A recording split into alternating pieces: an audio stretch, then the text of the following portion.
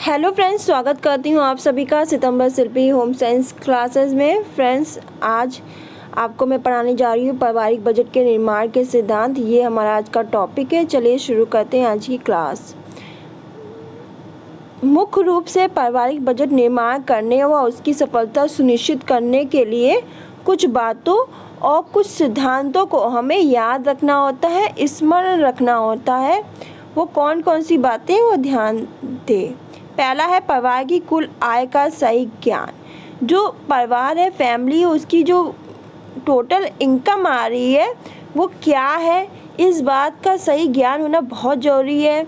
सफल पारिवारिक बजट निर्माण हेतु परिवार की कुल आय का गृहिणी अथवा बजट निर्माण करने वाले व्यक्ति को सही ज्ञान होना चाहिए।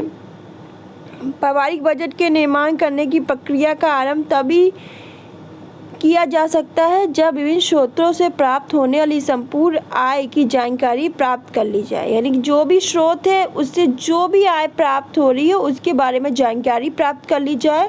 वह समस्त प्रकार से बजट के अंतर्गत जो संभावित व्यय का प्रावधान करते हुए बचत की व्यवस्था करना भी आवश्यक है। और जो भी हमें लग रहा है कि व्यय करना चाहिए उसका प्रावधान करते हुए जो बचत है, सेविंग की व्यवस्था करना भी बहुत ज़रूरी है। इस तथ्य को स्मरणीय रखते हुए परिवार के मुखिया धन का अर्जन करने वाले व्यक्ति का यह दायित्व होता है कि किसी भी स्थिति में उनको अपनी आय में वृद्धि या ह्रास को स्पष्ट नहीं करना चाहिए।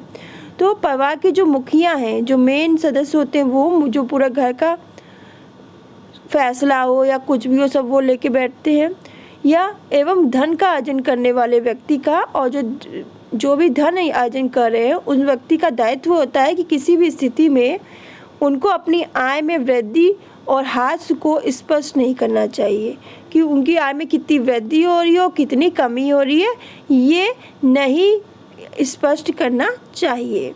अस्माकिक आवश्यकताओं हेतु व्यवस्था। अस्माकिक मतलब अचानक से, एकदम अचानक से कोई चीज़ जरूरत पड़ जाए तो उसे कहते हैं अस्माकिक।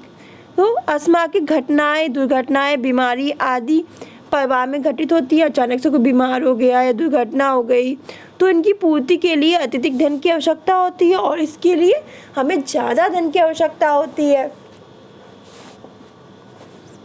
तो यह आवश्यक है कि बजट के अंतर्गत अस्माकिक आवश्यकताओं की पूर्ति की भी व्यवस्था की जाए। विगत कुछ माह में हुए अस्माकिक व्यय के विश्लेषण द्वारा अनुमान द्वारा अस्माकिक आवश्यकताओं पे होने वाले व्यय को हम निर्धारित कर सकते हैं। परिवार की मूलभूत आवश्यकताओं को निर्धारित करना।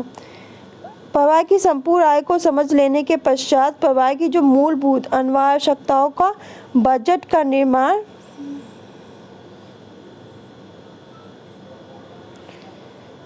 करने हेतु निर्धारण किया जाना चाहिए। प्राथमिकता के आधार पर परिवार की आवश्यकताओं को लिख लेना चाहिए, यानी कि परिवार की जितनी आवश्यकता है उनको लिख ले। साथ ही उन पे होने वाले जो अनुमानित यानी अनुमान लगा के व्यय का भी वो भी लिख लेना चाहिए। इसके पश्चात यदि आवश्यक हो तो एक निश्चित सीमा तक आवश्यकताओं में कटौती भी की जा सकती है। तो जब तक आवश्यक हो तो एक निश्चित सीमा तक आवश्यकताओं में कटौती भी हम कर सकते हैं। किसी भी स्थिति में पारिवारिक बजट के निर्माण के सिद्धांत के अनुसार उन आवश्यकताओं को बजट के अंतर्गत सम्मिलित नहीं करना चाहिए जिनकी पूर्ति हेतु धन का प्रावधान नहीं किया जा सकता। तो ऐसी आवश्यकताओं को हमें नहीं घुसेड़ना है जिनकी पूर्ति के लिए हम धन की व्यवस्था ही नहीं कर सकते। बजट का लचीला होना। वास्तव में परिवार में की समस्त आवश्यकताओं की पूर्ति पर होने वाले व्यय और संपूर्ण आय को बजट के अंतर्गत निर्धारित कर लिया जाता है। साथ ही इसमें बचत जो सेविंग है उसका प्रावधान भी किया जाता है, परंतु बजट को इस संपूर्ण व्यवस्था के पश्चात भी कठोरता से लागू नहीं किया जाता। पर क्या होता है, जो बजट को संपूर्ण व्यवस्था जितनी भी व्यवस्था उसके पश्चात भी एक कठोरता से हम लागू नहीं कर पाते। ऐसा करने का प्रयास करने पर कुछ कठिनाइयाँ हमारे सामने प्रस्तुत हो सकती हैं जिसका प्रभाव हमारी जो गृह अर्थव्यवस्था है उस पर पड़ सकता है। इस तथ्य को स्मरणीय रखते हुए पारिवारिक बजट को सैद्धांतिक रूप से लचीला होने का सुझाव प्रदान करना चाहिए। कैसा? सैद्धांतिक रूप से लचीला। बजट के लचीला होने पर गृह अर्थव्यवस्था पारिवारिक परिस्थितियों पूर्व अनुमान के परिवर्तित होने पर भी सुचारू रूप से संचालित रहती है। परिवार के नियोजन संबंधित सिद्धांत। भविष्य के नियोजन संबंधी सिद्धांतों को भी सफल पारिवारिक बजट के निर्माण करते समय स्मरणीय रखना बहुत जरूरी है। यानी भविष्य के यानी फ्यूचर के जो नियोजन, जो भी आप सोच रहे हो उसके लिए, जो फ्यूचर प्लानिंग कर रहे हो उसके लिए भी आपको, तो भविष्य के नियोजन संबंधी सिद्धांत को जो प्लानिंग करो भविष्य के लिए, फ्यूचर के लिए, उसको आप सफल बनाने के लिए पारिवारिक बजट का निर्माण करते समय इस बात को स्मरण रखना बहुत जरूरी है, याद रखना बहुत जरूरी है कि इस सिद्धांत के अनुसार भविष्य में उत्पन्न होने वाली आवश्यकताओं को बजट का निर्माण करते समय स्मरण रखा जाता है। बच्चों की उच्च शिक्षा, मकान निर्माण, क्रय, बालक बालिकाओं का विवाह आदि भविष्य संबंधी कार्य, इन कार्यों पर पर्याप्त व्यय किया जाता है। इनसे संबंधित बजट का भी बजट के अंतर्गत प्रावधान किया जाना चाहिए। बचत की व्यवस्था का सिद्धांत। कुछ ना कुछ बचत की बजट के अंतर्गत व्यवस्था होनी चाहिए जो पारिवारिक बजट हेतु बहुत आवश्यक है। यानी बजट में आपकी बचत यानी सेविंग की व्यवस्था होनी चाहिए। सैद्धांतिक रूप से बचत का बजट के निर्माण हेतु करते समय प्रावधान किया जाना चाहिए। बचत कितनी होनी चाहिए, इस हेतु कोई भी निश्चित अथवा कठोर नियम नहीं है कि कितनी बचत करनी है, कोई निश्चित या कठोर नियम नहीं है, परंतु यह आवश्यक है कि बचत हेतु कुछ प्रयास करने पड़ते हैं। मितव्ययिता, कुछ कम महत्वपूर्ण आवश्यकताओं पर होने वाले व्ययों में कटौती द्वारा बचत की व्यवस्था की जा सकती है। गत माह के बजट का मूल्यांकन। पर्याप्त रूप से सूझबूझ करने के पश्चात भी निर्मित किए गए बजट में आशंका रहती है कि उसमें कुछ त्रुटियां यानी गलतियां विद्यमान है। इस तथ्य को स्मरण रखते हुए आगामी जो गलतियां पिछले माह में हो चुकी हैं उसे आगामी माह यानी आने वाले माह के बजट निर्माण करते समय सैद्धांतिक रूप से गत माह के बजट का मूल्यांकन कर लेना चाहिए। यानी कि पिछले माह के बजट का मूल्यांकन कर ले जिससे आने वाले माह में कोई गलती ना हो। इस मूल्यांकन का उद्देश्य यह जानकारी प्राप्त करना होता है कि कोई अनावश्यक व्यय तो बजट के अंतर्गत सम्मिलित नहीं किया गया है, यानी कुछ जो जरूरी नहीं वो भी तो नहीं व्यय सम्मिलित कर लिया है हमने बजट के अंतर्गत।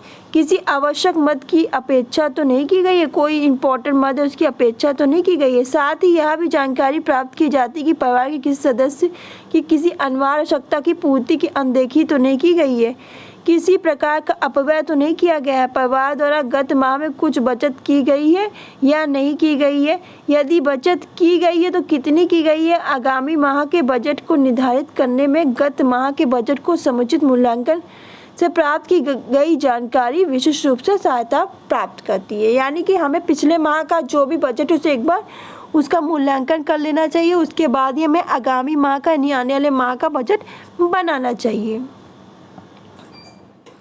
पारिवारिक पृष्ठभूमि में मासिक बजट का निर्माण करना। तो सामान्यतः बजट का निर्माण एक माह के लिए किया जाता है, परंतु वार्षिक बजट की पृष्ठभूमि में इस मासिक बजट का निर्माण करना चाहिए। कारण यह है कि प्रत्येक परिवार में कुछ इस प्रकार के व्यय होते हैं जो वर्ष के प्रत्येक माह में आसमान पे होते हैं। बिल्कुल, जो प्रत्येक वर्ष के प्रत्येक माह में आसमान पे होते हैं, बहुत ही ऊंचे होते हैं। इसके विपरीत यह भी एक सत्य है कि परिवार की आय वर्ष के प्रत्येक माह में समान नहीं होती। कि आप सोचो परिवार की आय वर्ष के जो प्रत्येक माह में समान हो, कुछ माह में अधिक होती है तो कुछ माह में कम होती है। प्राइवेट सेक्टर की बात कर रही हूँ। सामान्य रूप से यह तथ्य व्यापारियों पर लागू होता है। प्रत्येक व्यापार में उतार चढ़ाव का काल भी भिन्न भिन्न होता है। नौकरी पेशा व्यक्तियों को वर्ष में एक बार बोनस की प्राप्ति होती है, ओवर टाइम की सुविधा उपलब्ध होती है। आय और व्यय से संबंधित इस अंतर को याद रखते हुए मासिक बजट का निर्माण वार्षिक बजट पृष्ठभूमि में किया जाना चाहिए। तो हमें ये क्या करना चाहिए, इस बात को याद रखते हुए जो मासिक बजट का जो निर्माण है वो वार्षिक बजट की पृष्ठभूमि में किया जाना चाहिए, वर्ष की बजट की पृष्ठभूमि में किया जाना चाहिए। तो ये थे आपके बजट निर्माण के सिद्धांत। तो आज के लिए बस इतना ही, मिलते हैं नेक्स्ट क्लास में। वीडियो अच्छी लगी तो इसे लाइक करें, शेयर करें, कमेंट करके फीडबैक जरूर दें। Take care, bye bye.